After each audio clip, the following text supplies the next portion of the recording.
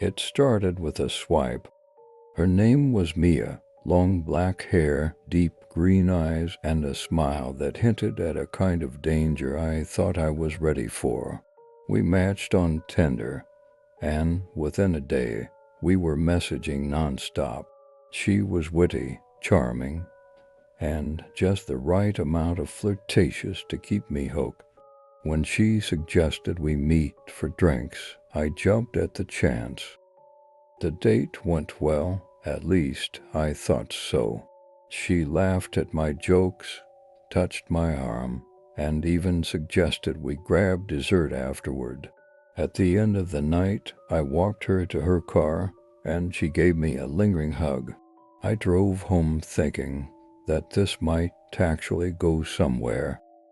The first red flag came the next morning. I woke up to 18 missed calls. My phone buzzed with another one as I stared at the screen, her name lighting it up. I answered, groggy and confused. "Good morning," she said, her voice overly chipper. "I just wanted to hear your voice." At first, I thought it was sweet, maybe a little intense, but I didn't want to overthink it. I brushed it off and told her I'd call her later, but she didn't wait. Throughout the day, my phone vibrated constantly. Texts, calls, voice notes. Each time I didn't respond immediately, the messages became more frantic. "Why aren't you answering? Did I do something wrong? You said you liked me. Was that a lie? I swear if you're ignoring me, you'll regret it." By the end of the day, I was spooked. I told her I needed space, that her intensity was overwhelming. Her response was chilling. "You can't ghost me. I won't let you." That night, I heard a knock at my apartment door. I wasn't expecting anyone, and when I peeked through the peephole, there she was. Mia, standing in the dimly lit hallway, but she looked different. Her smile was gone, replaced by an unnervingly blank expression. "I just wanted to talk," she said through the door, her voice muffled but calm. "You owe me that." I didn't respond. I stayed completely still, hoping she'd leave, but she didn't. For hours, I could hear her pacing outside, whispering to herself. At one point, she slid a note under the door. "You can't hide forever." The days blurred together after that. Mia began showing up everywhere. At the coffee shop I frequented, outside my gym, even at my workplace, where she caused a scene that ended with security escorting her out. I tried blocking her number, but she always found a way to contact me. New accounts, burner phones, even handwritten letters shoved into my mailbox. The worst was when I came home one evening and found my apartment door open. Inside, everything looked untouched. Then I saw it, a photo of me asleep in my bed, printed and placed neatly on my pillow. On the back, in her handwriting, were the words, "You're mine." I reported her to the police, but without concrete evidence of a crime, there wasn't much they could do. A restraining order was filed, but it felt like a flimsy barrier against her determination. One night I woke up to the sound of my bedroom window sliding open. My heart stopped as I saw her silhouette standing there, framed by the pale moonlight. Her eyes gleamed with a mixture of anger and love.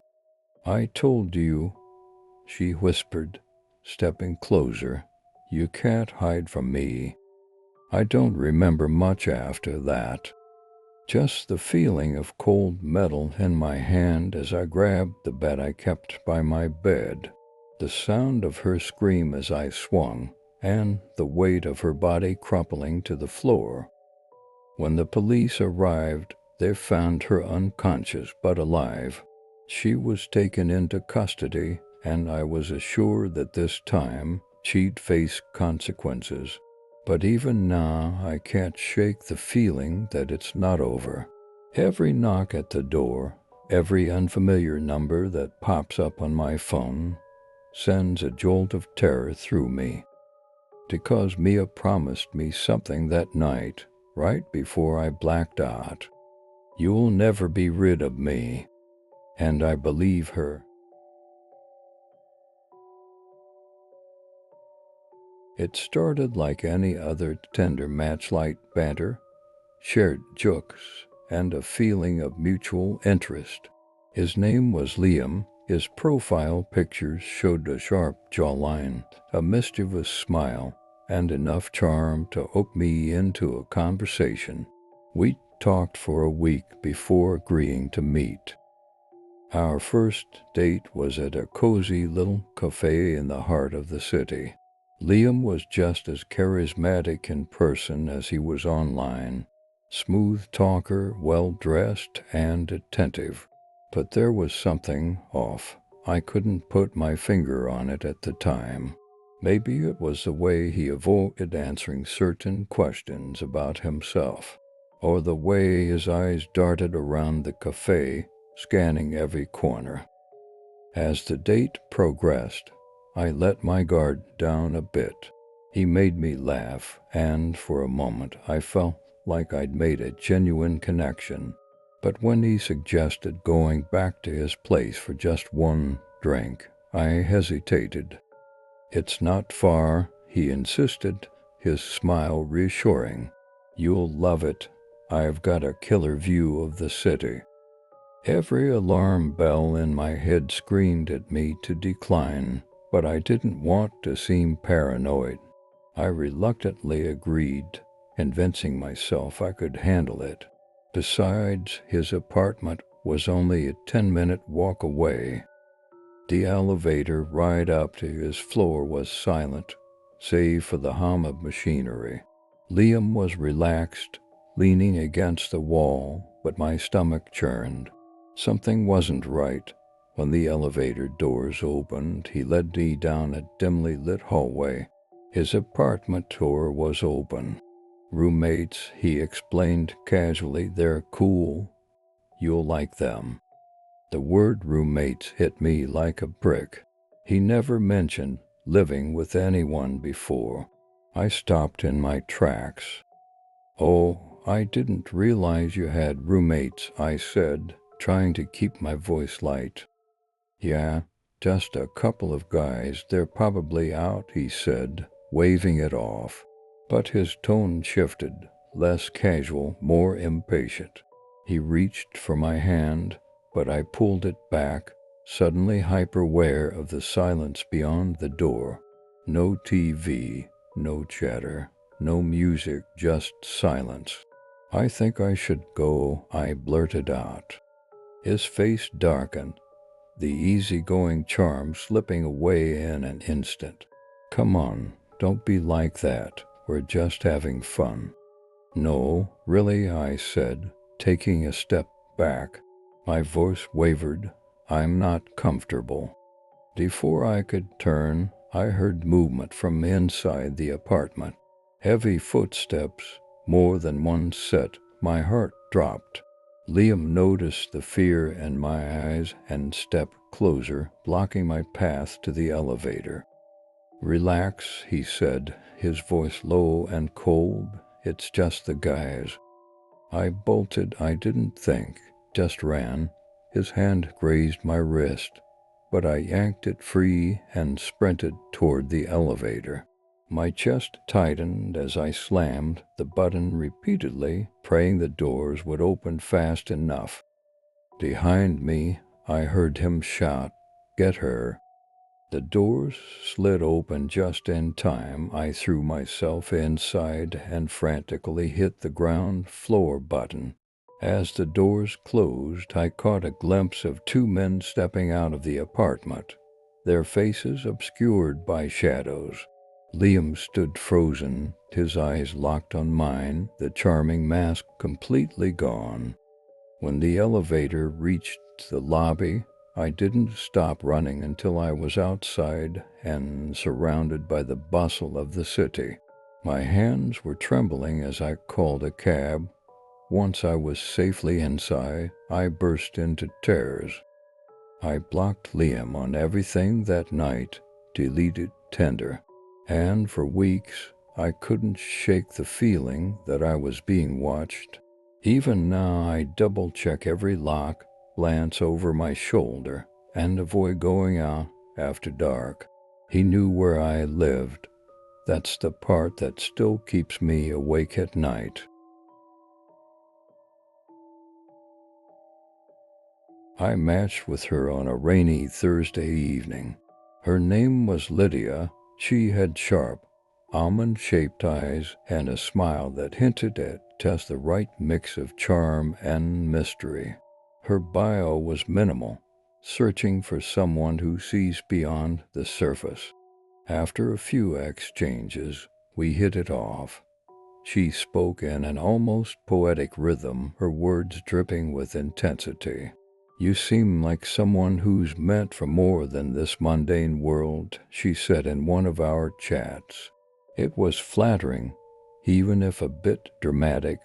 She invited me to meet her the following weekend at a quaint coffee shop on the outskirts of the city.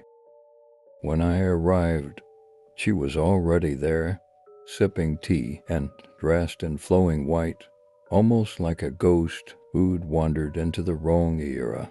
She greeted me warmly, her touch lingering a second too long on my hand. We talked, and it was impossible not to be drawn to her. She had a way of making you feel like the only person in the room, her deep gaze penetrating into places you didn't know existed. Then she brought up something curious. "I belong to this group," she said, casually stirring her tea. "We gather to discuss life's mysteries, things society doesn't want you to know." "Oh, like a book club or something," I laughed. Her expression didn't shift, something like that. She invited me to join one of their gatherings. She promised it would be unlike anything I had ever experienced. Against my better judgment, I said yes. The meeting was held in an old, crumbling mansion on the edge of the woods. The windows were boarded up, and the air around it felt heavy, like the trees themselves were leaning in to listen. But her message earlier, "Can't wait to see you there," kept me going. Inside, the air smelled of incense and damp wood. About 20 people were gathered, all dressed in the same flowing white robes Lydia had worn. They welcomed me with eerie enthusiasm, their smiles too wide, their eyes too fixed. Lydia appeared from the shadows and took my hand. "Come," she whispered, guiding me to a seat in the circle. The leader stood at the center, a tall man with a shaved head and a voice that rumbled like distant thunder. He spoke of enlightenment, of shedding earthly ties, of becoming vessels for the beyond. I tried to hide my skepticism, but Lydia must have sensed it. She squeezed my hand, her nails digging slightly into my skin. "You have to open yourself," she whispered. "This is the beginning of something beautiful."